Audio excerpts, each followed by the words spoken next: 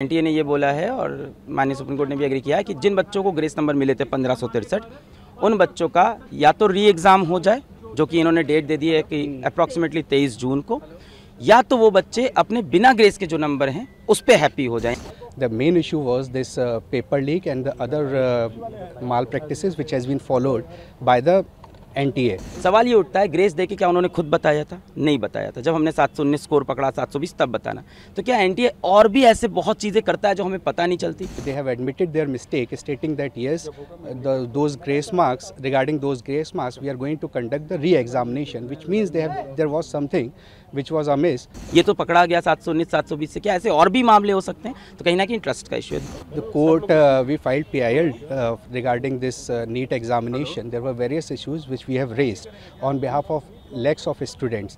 The main issue was this paper leak and the other malpractices which has been followed by the NTA. And now today they have admitted their mistake, stating that yes, those grace marks, regarding those grace marks, we are going to conduct the re-examination, which means there was something which was amiss, and now they have taken note of it, and that's why the court has also directed that re-examination will be done on 23rd of June. देखिए, आज NTA ने खुद माननीय supreme court के सामने माना कि जो उन्होंने ग्रेस नंबर दिए थे उससे बच्चों में डिससेटिस्फैक्शन हुआ, बच्चे प्रोटेस्ट पे आए, और कहीं ना कहीं उन्होंने माना कि पहले कभी ऐसा नहीं है, पहली बार किया है, तो उन्होंने माना कि इसको हम हटा देते हैं ग्रेस नंबर को। हमारी 7 दिन से ये लड़ाई चल रही थी कि पहली बार आपने कैसे ग्रेस नंबर दे दिए, किस बेसिस पे आपने सोच लिया, बिना किसी को इन्फॉर्म किए, और आपने जब रिजल्ट आया तो बताया नहीं। अब इससे मेरी प्रॉब्लम क्या क्या है? और उन्होंने एनटीए ने ये बोला है और माननीय सुप्रीम कोर्ट ने भी एग्री किया है कि जिन बच्चों को ग्रेस नंबर मिले थे 1563 उन बच्चों का या तो री एग्ज़ाम हो जाए, जो कि इन्होंने डेट दे दी है कि अप्रॉक्सीमेटली 23 जून को, या तो वो बच्चे अपने बिना ग्रेस के जो नंबर हैं उस पर हैप्पी हो जाएं, यानी उनका ग्रेस नंबर काट दिया जाएगा।